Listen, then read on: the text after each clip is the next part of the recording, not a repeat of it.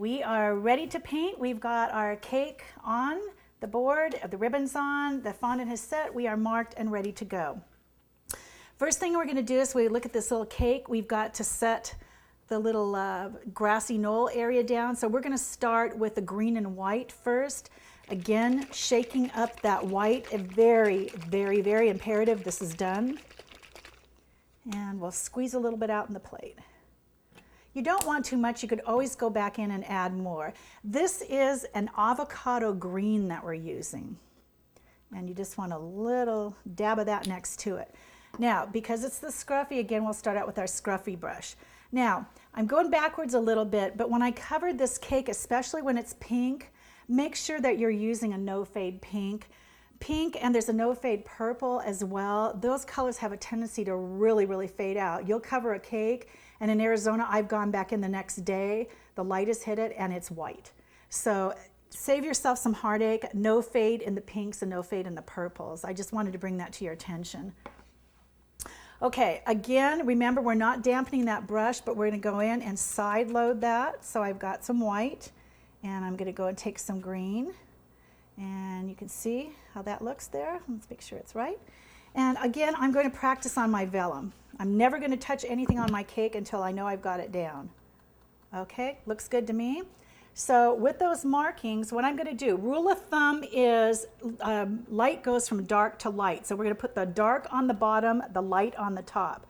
And we're just going to start scruffing that in. Now I could always go back in here and take up some more paint. But see how that's just, it's real kind of light and airy. And now what I'm going to do is I'll probably start up at the top here and see how I'm just kind of, I'm not going straight up. I'll make it a little grassy knoll. Okay, so we're just going to kind of fill that in. And again, kind of really light touch. Now, I will also tell you that there are some rules in painting. There is nothing ugly in painting or art. It's interesting.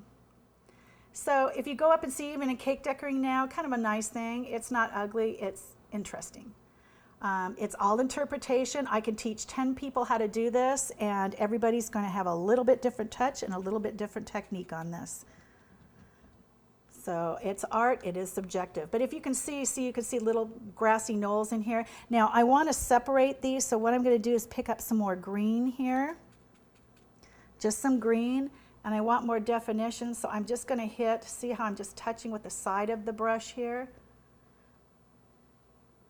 And I definitely want to fill this in. See, it's starting to fill in now. I just wanted to kind of give it a guideline. And now if I want some grasses up, I'll take that brush. See how that kind of wisps those up? Isn't that cool?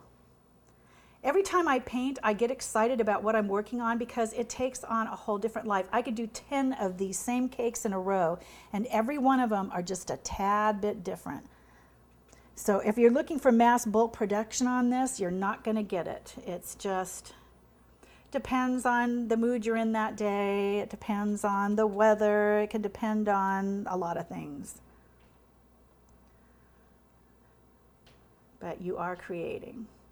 Okay, I've kind of got my grassy knoll area set here for my foundation, and I'm going to kind of leave that a little bit because I will go back in and we'll start layering that with more bushes, but that's kind of the foundation. Maybe I'm going to add a little bit more in there. Let's go back in one more time here. And again, like I said, go ahead and practice on your vellum or again a plaque before you get the confidence to do this on a cake, because in all honesty, once this is on here, it's on there.